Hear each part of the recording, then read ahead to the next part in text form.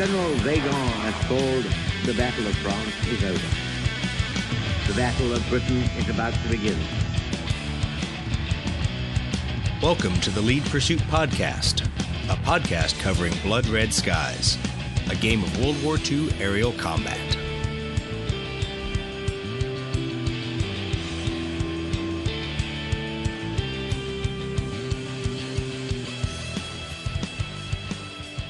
Today I'm joined by Chris, and we're going to talk about his hobby experience getting into the game Blood Red Skies. Now, you've previously heard from Brett and how he picked a Luftwaffe faction and the Japanese faction to work on some aircraft, some paint schemes. But we're going to concentrate on what Chris used to get started in the game, how he was inspired, and then some of the technical hurdles he had to overcome. Hey, Chris, how you doing? Hey, pretty good, man. Awesome. Good to talk to you again. Okay, Chris, so why don't you walk us through how you picked your faction in the Blood Red Skies game? Well, like I said in the first interview, I got really hooked years ago in computer gaming. And that was when online communities were first starting to grow. And I was playing a game called IL-2 Sturmovik, which is an Eastern Front computer game. And it mainly has the Luftwaffe and the Russian squadrons in it. Later on, they expanded it to basically be the entire World War II theater. But I always kind of stuck on the Russians. I was always fascinated with the IL-2 Sturmovik, the actual aircraft.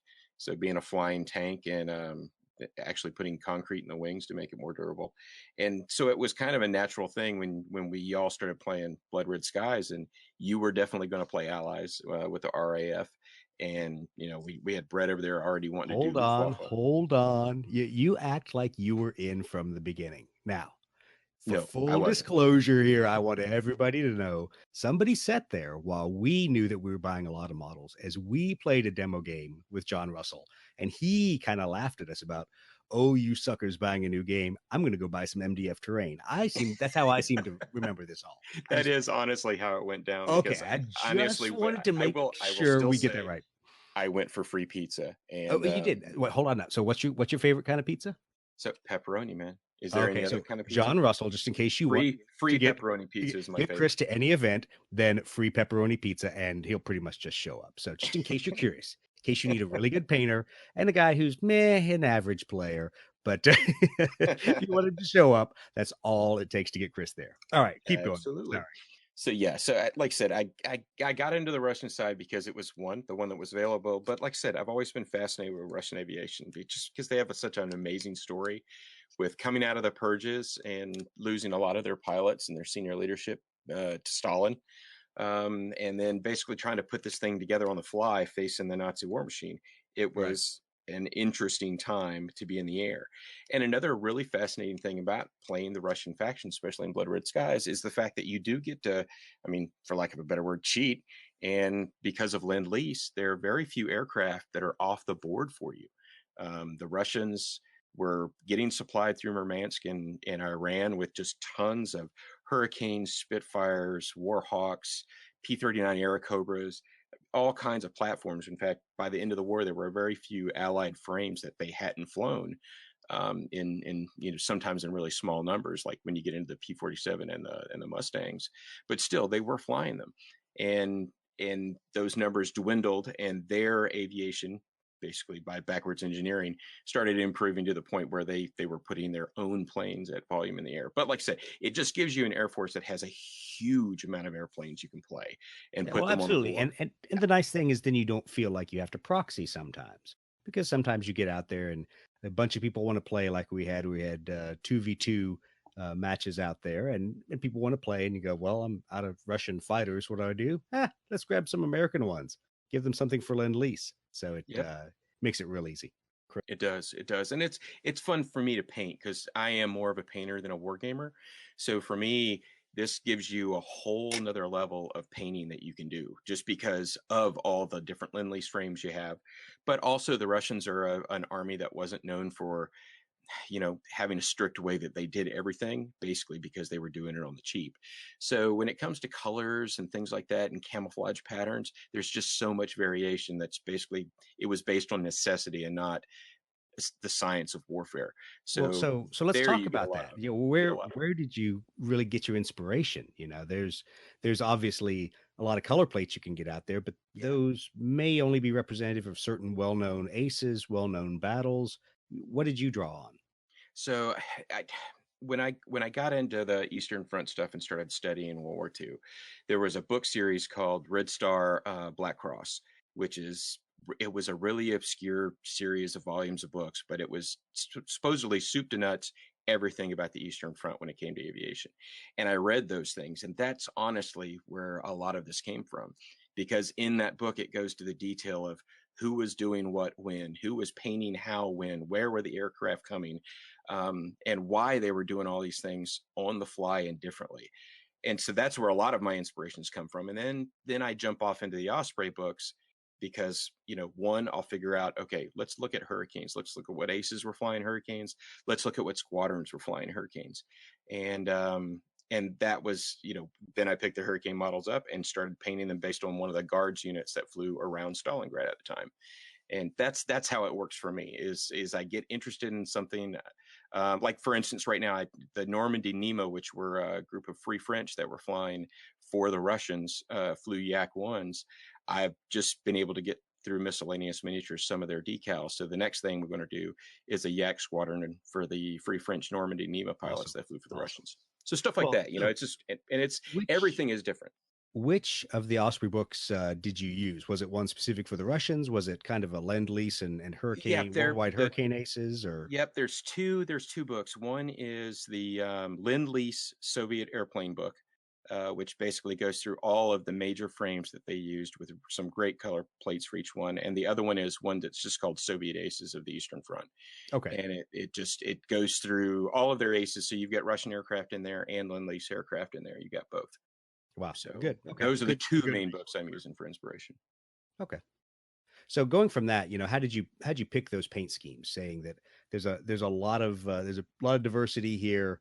What necked you down to what exact paints you needed, and how did you procure those paints? Was it like Brett and I did, where you said, "All right, screw it, I'm just going to buy a package set," or did you really go out there and have to pick out individual discrete paints from a manufacturer? Well, being a painter for a long time, and an airbrusher for a long time, I owned a lot of the colors Yeah, because in the I past, forgot you have not one hobby space, you have two hobby spaces in your house. I do. I've got a downstairs, what I call the laboratory, which is where my airbrushes are, and then I've got an upstairs paint table so I can watch TV and talk with my wife. Ladies and gentlemen, She's if you also a wonder painter. why So. we don't like Chris, this right here is why Brett and I don't like Chris. Actually, it's why I don't like either of you. Brett has an entire wargaming room, and you have two paint studios. So, well, he's got a wargaming room and a lab. You've got to remember. That's true. So he's got two huge spaces also. Right. So I pretty much play games on the dining room table and paint on my photography bench that's 4 feet behind my podcast studio, which is on the same desk with my work computer. Yeah, awesome. Yeah. Winning. Yep. Glad I opted not to go to college and just, get a job right out of the Marine Corps. Apparently I get an F. Fail. So back to where we were with paint. The first squadron I painted, I wanted to do my ace, of course, because if you're going to have a Blood Red Skies army, you want at least one ace, and every army's got one. So I picked the only ace that was available at the time for me, which was Lydia Litvak. And so the first squadron I did was doing some research on her unit and getting the color scheme that they were using, which was a black green, and almost a more brilliant armor green. So luckily, I had colors that met that on the shelf. One of the things with the Russians is that they're not like, the Luftwaffe or the Brits, where they had very, very exacting color palettes that they used. And they had like Luftwaffe approved paint. This is the actual color you're going to use. The Russians, it was kind of like whatever factory was producing whatever color that you got your hands on at the time. So even the rivet counters out there can't walk up to you and go, that shade of green is just a little too light or a little too dark, because honestly, there's no way to prove it.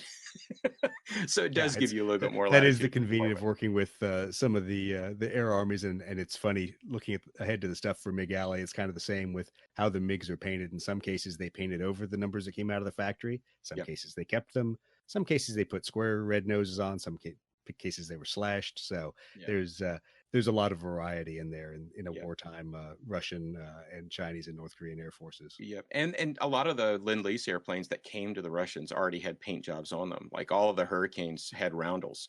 So that the Soviets would go in and they would paint over just the roundel on some of the aircraft, and then they would put the red stars. So it's kind of neat. You could almost see some of the roundels coming through the paint. I've considered trying to get to that level of detail, actually putting a roundel down and then putting some shaded paint over it, and then putting a star on top.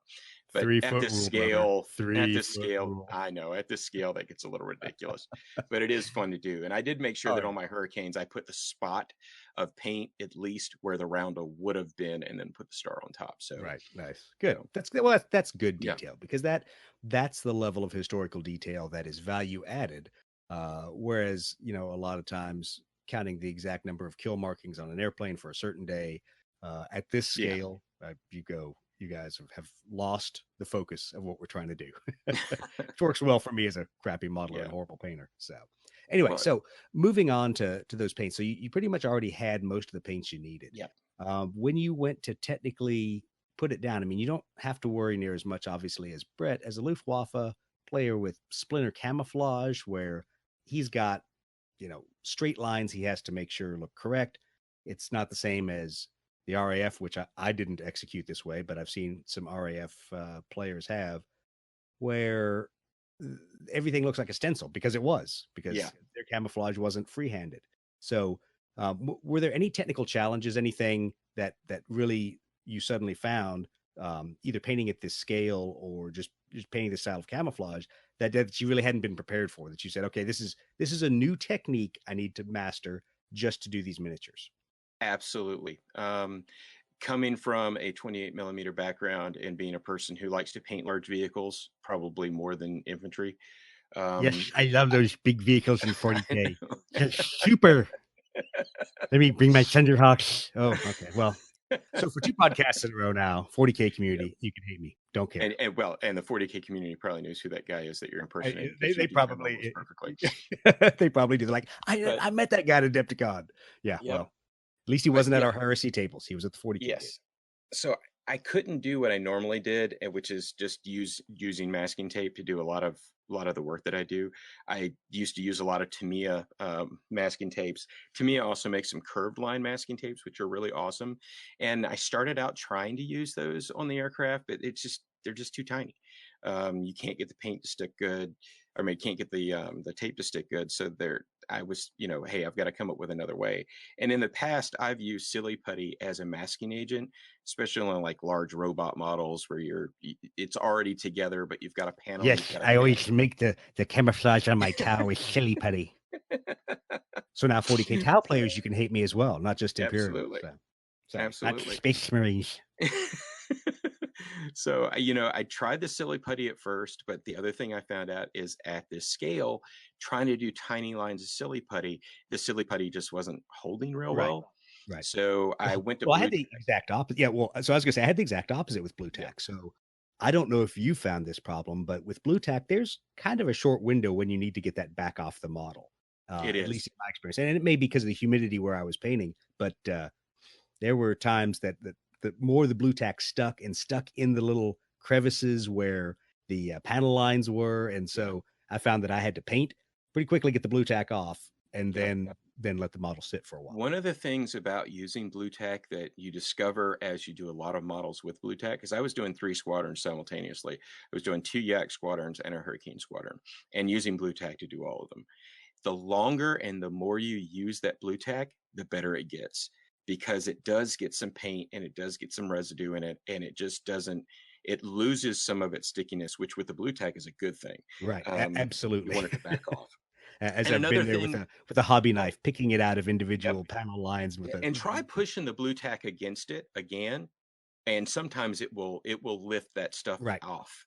Absolutely. So that's another thing that I discovered when I was doing it. But another thing you can do with blue tack, and it's something that we do when you're dealing with models that are larger, especially ones that resin models that aren't taking paint really well.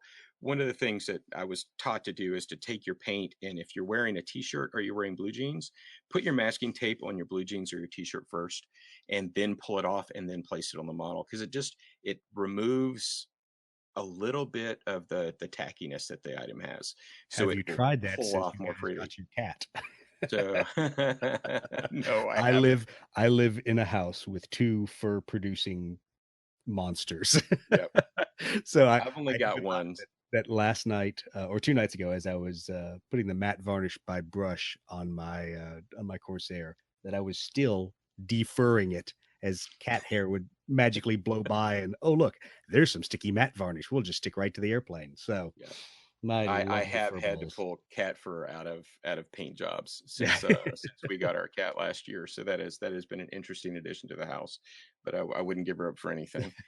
But yeah, like I said, that the blue tack and the tape methods, they work if you remove a little bit of the tackiness. It just Right. helps out. And like I said, Absolutely. keep your blue tack, don't throw it away. Just keep using it and using it. The more you use it and you get a little bit of paint in it, so worked into it, it just seems to work better and better. And now I've got a big pile of blue tack that honestly it's kind of like it's a great item now because it really is broken. I guess I have my it's blue through its green tack because it has all of yeah, its green it's overspray on it. yep, it's through its break-in period, so it works really well. Good. So that's the big thing. And with these models, when it comes to priming, I'm doing usually with my resin models, I do all rattle can priming. But I found that these models are so small that what I'm doing is I'm using styling res or Vallejo primers, depending on the color I need, and I'm just airbrush priming. I'm making sure the surface of the model is really clean. And like I said, I haven't done a lot of metal airplanes yet. To be honest, I'm going to try not to do metal models. I'm going to do the AIM models and the plastic models from Warlord as much as possible. If there's a plastic model out there that I can replace something Warlord's making in metal with, I'm going to do that, just because I like working with those materials better. Oh, absolutely. Doing the Corsairs was a frustrating flashback to my early years of modeling when everything was in metal. Yep. And there's some techniques you got to remember, and there's some things you got to remember about handling it. You really got to be careful till you Mhm. get a good primer down, a good base coat, some Yep. details, some more matte over it. Some strengthening that paint job. Because Yep. if you don't, then you will be regretting that as it starts to flake away on you every once in a while, especially from not washing it, not having a good primer coat down. Those things that maybe you can get away with some resin models that come out, and you obviously don't have to wash the plastic ones that come out, but the primer coat on a lot of these is really really important. And Yeah. we'll talk about that some more when we go through some of the new releases, because there's a wonderful flexibility in what Warlord's done, in that they are concentrating on putting out more rules and more expansion packs necessarily than just miniatures. But if you have to pick and choose, then choose what your skills match up to. Yep. Like I got the box of the Johnny Red Squadron they came out with, which is based on a fictional pilot. It was a comic series in England in the 50s. And it was kind of like their version of a Captain America character. You know, here's this British pilot who kicked crap out of the Nazis, and he went and flew in Russia, and they have this make believe squadron, and Warlord did that squadron, which is kind of cool because in Johnny Red the book, they have just about every type of Russian aircraft there is flying all together, with Johnny Red flying his Hurricane that he stole from the British military. So that was my first experience playing with Warlord's metal models. I did the 2 MiGs that came in the set. One, they're so heavy that you have to put the base on them, and we all know that those larger bases are not going to be friendly when you get a fur ball on the table. But the other thing is that the model doesn't even go to the flight stand really well. That connection's not really good, so you've got to Right. find a way to beef that up. And I think just after that experience with those 2 MiG-3 fighters that I painted, I was just like, nope, I'm going to AIM, because AIM makes all this stuff. Yeah, I'm yeah, just going to get it from exactly. them. Well, Yeah. and I'll, full disclosure, I will be getting 2 metal MiGs and 2 metal sabers, because that's what comes in the box. But Yep. the rest of my MiGs and sabers are going to be from AIM, and that's Yeah. one, because of the resin piece, but two, for me, it's just being able to work with that model. And if I want to customize something, do some green stuff work, in my experience, those things take better on some of these resin models than they do on the metal models. Yeah, and I also the stuff that Warlord's producing in their plastic line is just it's really really good stuff. I mean, It the is. It is. panel lines are so deep on the Hurricanes and the Yaks that it makes it so wonderful to Well, paint because it's you the can do same so way much on the better. P-51, and I really Yep. enjoy the quality of that model after having moved from the box set, where the Spitfires weren't bad and they had some good detail in them, but they had very thin plastic. So Yeah. you move to the P-51, and now you got these really deep panel lines that Hmm. are a lot of fun to accent. And in defense of their metal models, I'll say the panel lines in the Wildcat were much more fun to work with. And part of that's also because of the lighter paint scheme for Guadalcanal than when I was doing Major Boyington's Corsair, because those panel lines, they didn't seem as deep in the model. And then, of course, when you put a dark coat on the upper side of the airplane like they had during the 1943 phases, then it's really hard to kind of break that out without going down the highlighting and low lighting and doing a bunch of painting techniques that I'm really not interested in right now. Yeah. I'm interested in being able to wash some lines, touch up some detail, and get models on the table quickly. Yep. And like I said, it the plastic stuff that they're making is just gorgeous. I have found the Spitfires to be an issue. I got the box set for my son Cody, and I started working on the Spitfires. By the way, Brett, your freaking hot water method is the bomb. So thanks for finding that. I boiled some water the other night and put my Spitfires in it. By the way, you only need about 2 seconds with the Spitfire wings in the hot water, and That they're is the beauty of them being completely thin. malleable. and always have running cold water right next to you. And I actually put them in there, bent the wing the way I wanted it, put it under the cold water, and boom, it was set immediately. Did you So have to apply constant pressure while it was under the cold water, or did you just throw it under the cold water? I did a technique where I put the cold water on the basically the root of the wing up against the fuselage, and as I pulled it from between my fingers, running the cold water across the wing, and kind of giving a bending effect, because you do want a little bit of that upswept wing just a tad bit on all of the aircraft. Right. And I was assuming this is like a lot of our resin techniques where you need to just keep a little bit of pressure on it to ensure that it bends the way you want, because otherwise you're kind of leaving it to the plastic particles to decide what the right way to go is. Yep. And for those of you out there who have not dealt with resin models, because the resin models from AIM, they're good resin, but please, please, please always remember that a hot car is the death of your models. I have known way too many gamers who got into the resin side of modeling, who came from the plastic side of modeling, who made the mistake of saying it's not that hot outside and leaving their models out for an hour and a half in their car, and come out and you've got just drooped goo. And it's hard to fix once you got a paint job on it. And absolutely, you're going to ruin your paint. So just watch that, guys. Make sure you're keeping your models cool and treat them like a kid. Don't leave them in the car. And wipe their butts. Wait, no, that's not what we're saying. Okay, you don't have to do that part of it. Okay, so that was the big thing I found with that. So moving on from some of those techniques, were there any things that you ended up repainting? Any of those miniatures where you said, I thought this scheme was going to look good, it just didn't translate to 1/200th, or I thought this technique was going to turn out and get me that right balance of colors. No, it doesn't really look like the camouflage looked. Yeah, the big thing was, and it was not looking like the camouflage looked. I did the same thing as Brett, made the same mistake. I kind of looked at a bunch of panels, a bunch of different airplanes, and when I jumped off doing my first Yak Squadron, it was just kind of like, okay, let's stick some blue tack on there. Let's go. Let's see how this looks. And then when I pulled the blue tack off of it after the second color was applied, I kind of looked at it and looked at some plates again. I was like, it just doesn't look right. Those lines aren't in the right place. It looks kind of wonky, looks kind of odd. So I did end up repainting an entire squadron. And once I did that, I went back on the internet and found some top views, which are really important when you're doing camouflage. Most of the panels you see are just side profiles. So when you're doing the research, find some top views, some bottom views of the camouflage, and that helps a lot. And that is true. Now, what I'll also say is that's both the good thing about the Osprey manuals, and that they do generally have top views, but that's also the bad thing, because they have a heck of a lot more side views of really cool paint jobs than top down views. Now, then you're at the mercy of the internet.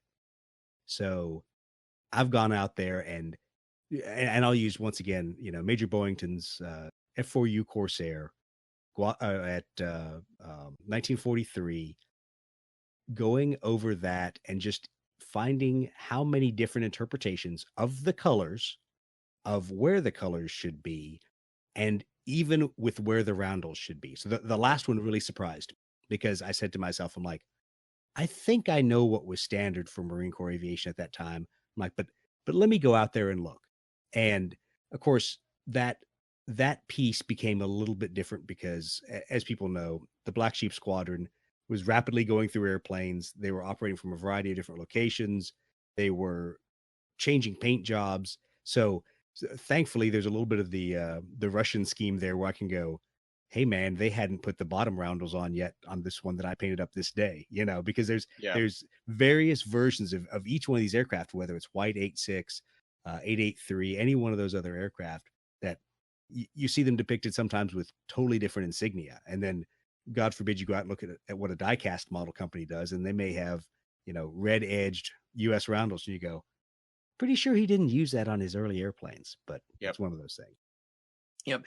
And one of the things when you're on the internet and you're searching for profiles of airplanes, don't just go and put the airplane in and say paint scheme this airplane.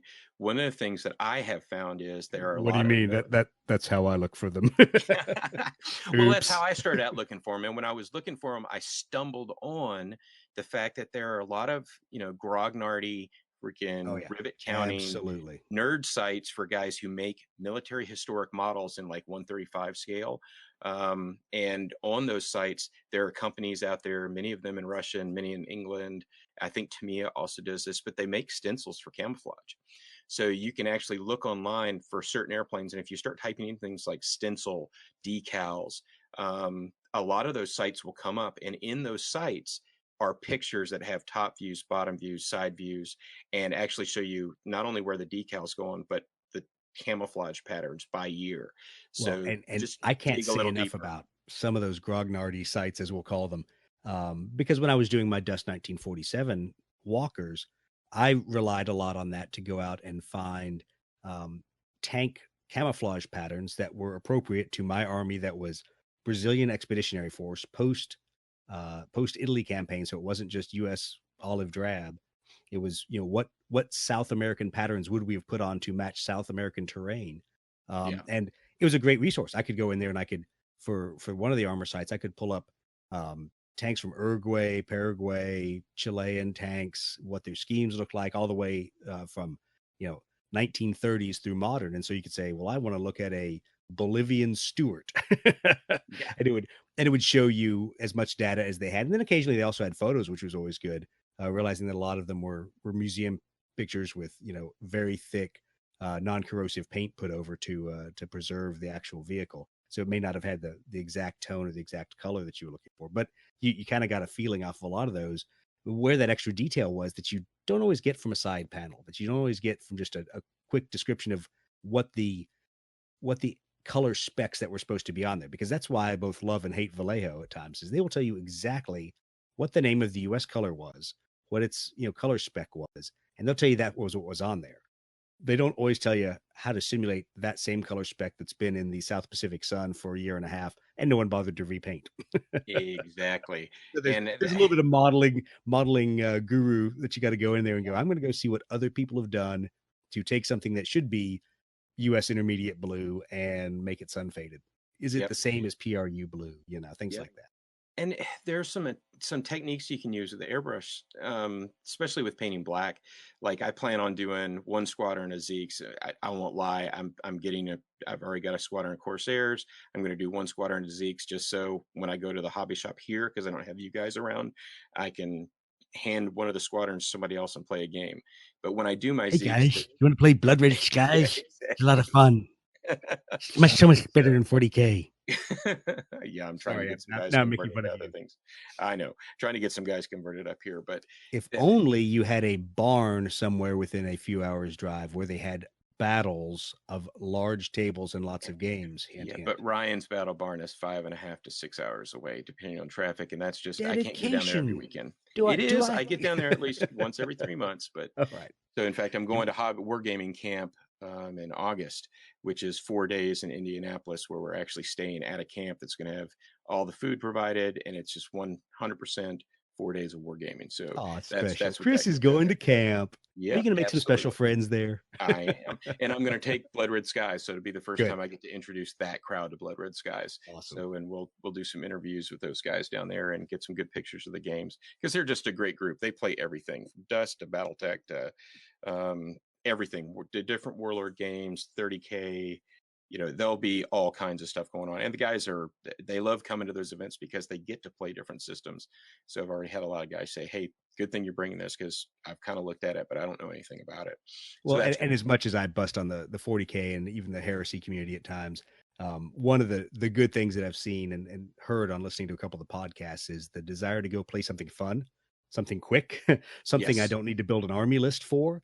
Yep. And that's kind of why I think the three of us enjoy Blood Red Skies is it's not the mental and painting grind like preparing for 30K, 40K games are that you say, I'm probably going to paint a few quote unquote armies. I have a few squadrons of different kinds of aircraft that'll sit on the shelf.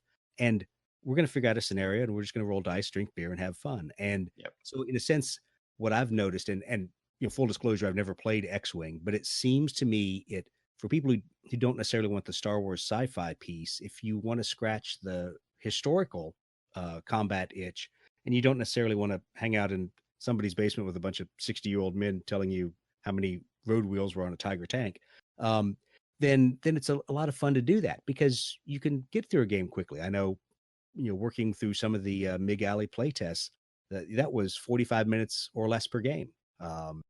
Because everybody died so quickly in the Jet Age. Yeah. But beyond that, it's really fun to play because you can add a lot of aircraft. And I think our longest game was probably 2 hours when we were down in Yep. Jacksonville. And that was 16 airplanes total. I think that was an 8v8 or 8v10 even. And that was also with, guys not 100% knowing with the rules, so exactly. stopping and checking rules. So Yeah. it'll speed up a lot. Brand new players, Yeah. which unfortunately your son picked up the rules way too fast. So I'm not sure I want to drive down 45 minutes and go play him. Cody's got one sharp brain, man. I think Cody's off the list. I'm like, ooh, wow, this is his second game and he's already pretty much got the flow of everything mastered. I'm like, yeah. I think I'm gonna keep beating up on Brett and Chris. Well, that's why I bought him a box set. He was just having a lot of fun. I don't get to see him a lot because he lives, he's in the Army and he's down in Savannah and we're up here in Michigan. So it was wonderful to see him, and it was fun to game with him again because when he was a teen, we played some Warhammer and stuff like that. So, and he's a great kid. So, but yeah, and plus also I love to paint. So him saying he wanted a box of airplanes was like, yeah, I can do that for you. I can knock that out. Gee, that just makes me have to paint another 12 airplanes. Exactly. Well, that's the thing too. We talk about beer and pretzels and we talk about how easy this game is. The fact is, I knocked out 21 planes before I came down to play with you guys down there in Jacksonville, and I knocked those out in honestly about 10 hours of hobby time for me. Right. And I had everything done except the canopies. Yeah. And I had everything done except the canopies. And I've since finished all my canopies. I'm glad I waited on my canopies because Brett's techniques are, God, they speed things up. Yeah. So, and I've actually done some riffs off of them too. One of the things that I found is Brett was using Gilliman blue glaze to go over all of his canopies, which really does tie those blues together. But the one thing I'm doing differently is I'm coming in with, they call it Drakenhof Nightshade, which is actually more of an ink. Yep. And I'm just doing that in the recesses at the base of the canopy because it just sinks down in that line and gives you this hard blue line that goes all the way around the canopy. I've thought about trying that on mine because I use the equivalent of that from Army Painter, their blue tone. Yep. I use that on my Imperial Knights. So it gives them that kind of electric blue look to the silvery part of their leg. So it looks like there's power crackles, etc. I've thought about that. My problem is I've got those models with their canopy to where I guess I call it table ready. And I'm at the point where I'm like, I want to fill out a few more of these creative air arms, whether it's Corsairs that are done in Southeast Asia, Fleet Air Arm kind of colors, or is it the Wildcats done in Fleet Air Arm, or in North Africa, Malta Fleet Air Arm colors, all these other things I kind of want to experiment with. So I'm not sure when I'm going to get back to the canopies, but I'm glad that we all kind of talked about that and talked through each of the techniques, because to be honest, I learned off of you guys, not necessarily validating what I didn't want, but going, well, now I understand why I made the choices I did, because it was from my going in position of what a canopy should look like, not what the sky should look like. And so that leading it full circle, I absolutely like that very thin blue line down there, and knowing that I have the right equivalent, I may try that with the Army Painter series. Yep. Just for our listeners, since this is a technical kind of episode, the difference between a glaze and a shade, as GW, that's the terms GW gives them, is that, a glaze is more like a filter. It's something that you're going to apply over an entire model or an entire area, and you want it to have consistency across that entire area. That's why it ties colors together very well. A shade is different. It's more of an ink, and the what makes it different is it's not designed to go over evenly. It's designed to pull into the recesses and pool in those recesses and make just the recesses darker.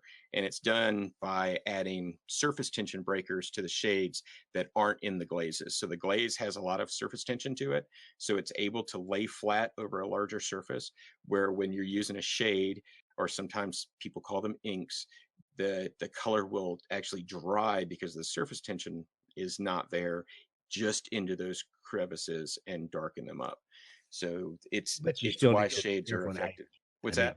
you still need to be careful in how Oh, you're, absolutely, because, absolutely. you know, I think we've all seen there's a number of modelers out there that they are applying this technique to the entire underside of, say, a Spitfire, and that produces a cool effect. I will say that because it's going to darken and it's going to pool in certain areas, and then sometimes it's going to pool in the middle of a panel. It gives you some interesting effects, but you really need to know what you're trying to do with that. Yeah. And so that's why I opt not to do that, even though I don't have a true panel wash in that Yeah. sense, where I'm using mineral spirits to drag individual dirt out of Yeah. out of a line on a panel. You can use some of these same paints to give you that technique if you're smart in how you. Yeah. And like if you don't use those paints to do panel lines, that is one thing I have learned about the scale. I've never used panel lining fluid in the past. I always made my own stuff, my own panel lining fluid out of turpentine and larger oil paints, the big tube ones that artists use. And I've used that for years, and it's always done me well with 28 millimeter. But I can tell you that at this scale, it just makes a mess, and Right. it's really hard to clean up. So that's why, based on Brett's advice, I jumped on and tried AK Interactive's panel line wash for the first time, and that stuff is absolutely amazing. You gloss your model, you touch your panel lines, that capillary action pulls it into all the things, let it dry for about a half an hour, and then I take a Q-tip and dip it in with some odorless mineral spirits. And then, very important step, don't just use the Q-tip at that point. It's almost like dry brushing. Get all of the fluid off that you can out of the Q-tip on by rolling on like a paper towel, all that excess fluid. Then wipe the bottom of the area that, or whatever area you've treated with a panel line, Right. and it will get rid of all of that stuff for you. Now, Awesome. one thing you can do, and at this scale, you don't have to do it, but I am doing it. Like my Yaks have a fuel cap on the top of both of the wings, and I am going to put a little bit of oil paint, black oil paint, down in those, let it dry a little bit, and then I'm going to streak them, so it looks like that stuff's run across the wing, because that's a really easy I'm, thing you can do. Doesn't I'm take a lot glad of you've gone to that level of detail. It's kind of like looking, time. one of the other guys that was painting his Corsairs. That person I think look a lot better than mine. Yeah. And they were also the Black Sheep Squadron, so it was twice as embarrassing. But it was like the cordite from the guns streaking down the wings, and I looked at it, I'm like, that looks really cool. But holy crap, that's another step that I'm not to right now for the once again, as I quote the 3-foot rule. I'm really concentrating on trying all the different schemes, because to be honest, me learning these different schemes has been part of the fascinating part, to go out and see how British camouflage was applied, how American camouflage was applied, and start to understand the different levels of attention to detail that were in each one. Because some places they didn't care and they just slapped on colors, like we talked about. Some places it was very deliberate, very specific parts of the airplane. So, Yep. all right, well, cool. Well, thanks for sharing that, and thanks for spending the time to talk both about the lessons you learned, the things you did right, things you did wrong, along with the inspiration, because I think that's probably one of the tougher parts for a lot of our listeners when you get away from the box set, because probably everybody's seen the Battle of Britain, the movie, or seen something covering the RAF and the Luftwaffe in that period.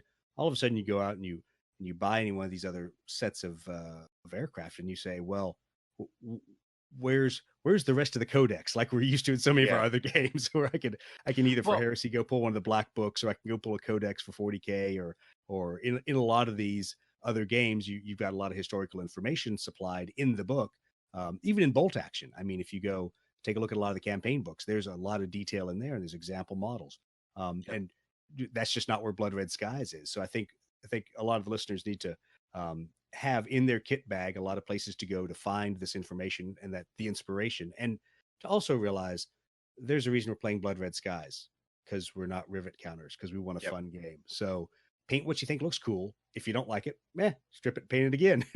Yep. And one of the things about Blood Red Skies too, just on that riff, is the fact that they've given us a lot of tools within this very streamlined rule set to have a lot of fun. In that, like the ace rules, they've given you rules to make your own aces, which means when you're doing your research and you're doing your research on paint schemes and you start finding paint schemes of actual aces, start reading on those guys a little bit, because you can build your own ace, put rules from other aces on them, and use them in the game and say, hey, I was a little bit miffed that it looks like Alexander Prokrushkin, who was the hero Aero Cobra pilot. In fact, he had more kills in American aircraft than any American did during World War II. Is probably not going to be represented in the game with a card, just because they can't get to everybody. So what am I doing? I'm working right now on coming up with my own Alexander Prokrushkin card for my P-39 Airacobras when I get them painted. So there's a lot of fun stuff that you can do with this game that doesn't take a lot of time, takes a little bit of research, and it's built into the rule set for you to be able to do that, which I think that's going to make this game's just got legs. It's you can expand in so many different directions. They've got so many of the airplanes out there with cards already. There's more on the way. It's going to be something that can hold our attention, but at the same time, you don't have to put the level of brain work into it that you do with something like 30K. Yeah, absolutely. I mean, and I was listening to a 40K podcast this morning, and it was hard for me, who had been playing Blood Red Skies for probably about 4 or 5 hours yesterday. And really the tough decision was, how did I choose to simulate certain pilots that truly weren't aces, but were the ace of the engagement? And, did I make him a level 4? Did I make him a 5 and give him a skill just so that he had that same level of influence on the aerial engagement that he did in history? But I'm listening to this podcast going, my God, there's more stuff about 40K I've got to go back and read. I'm like, oh, I don't want to do that. I don't want to write a new list. Hey, So it's one of those moments where I've enjoyed becoming a lazy Blood Red Skies player, where the question is, which models do I want to pull out today?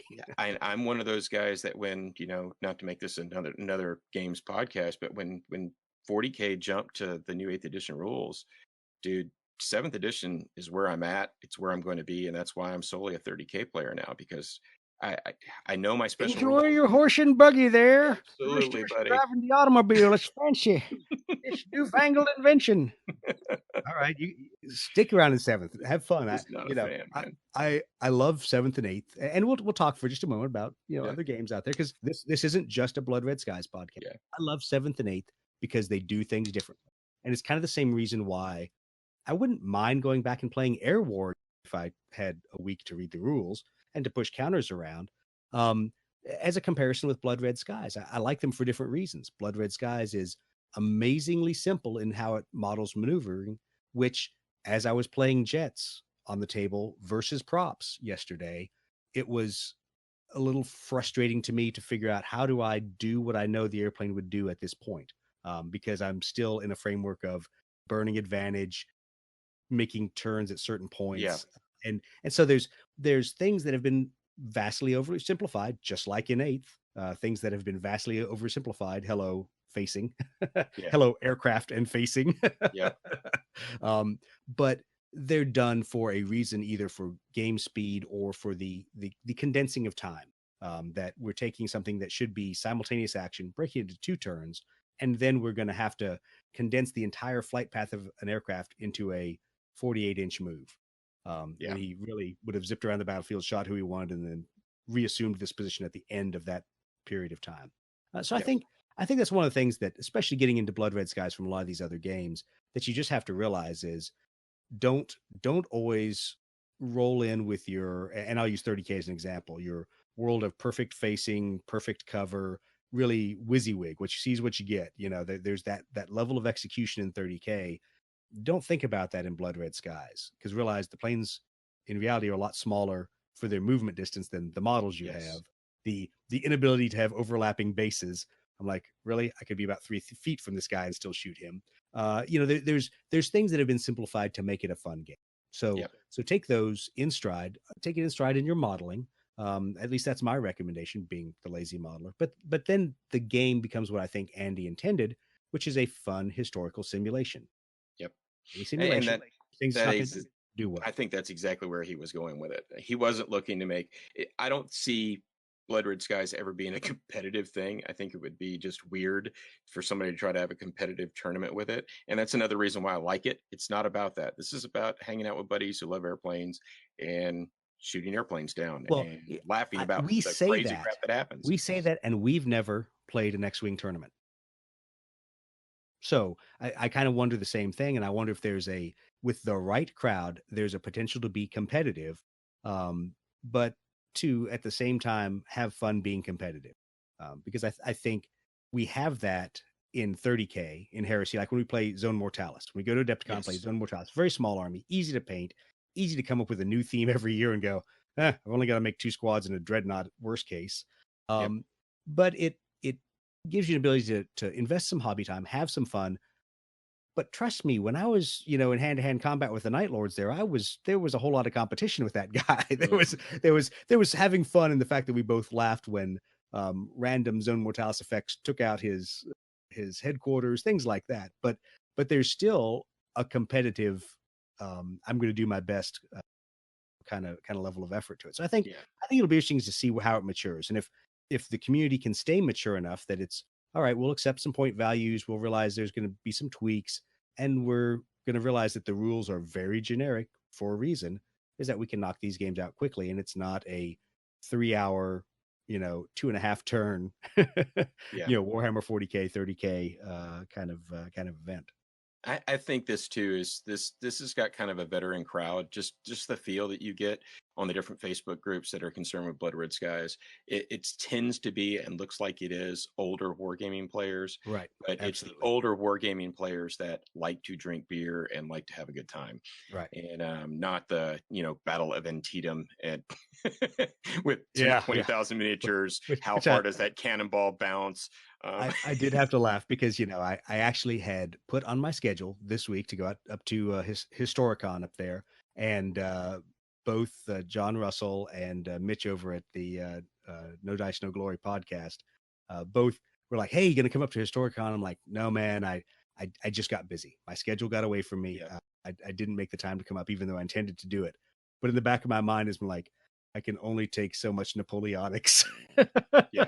And it's probably that same feeling of dread that you and I had walking past the 40K tables at Adepticon is the same feeling of dread I have walking past the Napoleonics tables. It's just not my thing anymore for a competitive kind of game. I always would love to do more historical modeling and do some fun things like that in games, but trying to decide exactly how many Prussian riflemen and everything else I have against whatever, not my idea of fun. Yeah. So sorry, John. Sorry, Mitch. I totally ditched you guys. Enjoy Historicon. Say hi to the Grognards for us. Well, awesome. All righty, man. We got anything else? No, thanks for the time. I really appreciate you spending the time to chat through all these different hobby technique things and share it with the listeners for the podcast, because I know that I'm probably not going to have a whole lot of hobby techniques to share, since thankfully you and Brett have covered most of the things that we've used in the initial couple of months of building up our different air forces, getting our aircraft ready, and giving them the paint schemes that at least we think they need to have to represent the time frame indicated. Yeah. So thanks for taking We'll keep putting stuff out there too, guys. Watch the Facebook page, hit us up on Instagram, look at the Instagram. We'll be constantly posting stuff. And honestly, with those platforms, if you have a question, if you're wondering how we would do something, or if you're wondering how we did something and we haven't talked about it, ask. That's what we're all about, man. This is all about making the community better. Whatever social media platform you use, and less Twitter, you will probably see our stuff out there. So feel free on Facebook to drop us a message right there, to comment on the post you see. You'll see work in progress folders for all three of us on there to see what we're working on and where the models are. And if you got to Instagram, you'll see Chris's models and my models. And maybe when I can teach Grandpa Brett how to use social media, we'll get him on Instagram and uploading his models, but I'll upload them for him in the meantime. Yeah. But we'll try to put a lot of our techniques and our examples out there. And we'd love y'all's feedback. There's people out there that we've seen in Blood Red Skies that are much better painters than all of us. And that's yes. awesome. And so if you are out there and you go, yeah, you guys, you're middle of the road, or if you're Doug, you're definitely at the bottom of the pack, but you guys have got some good stuff. Let me share a few techniques. Share those with us. We'll put it out to everybody. We're not in this to be the best modelers in Blood Red Skies. We're here to really make the entire community better. Absolutely. All right. Well, that's all I've got. All right, brother. Well, you have a good rest of your day. You too, man.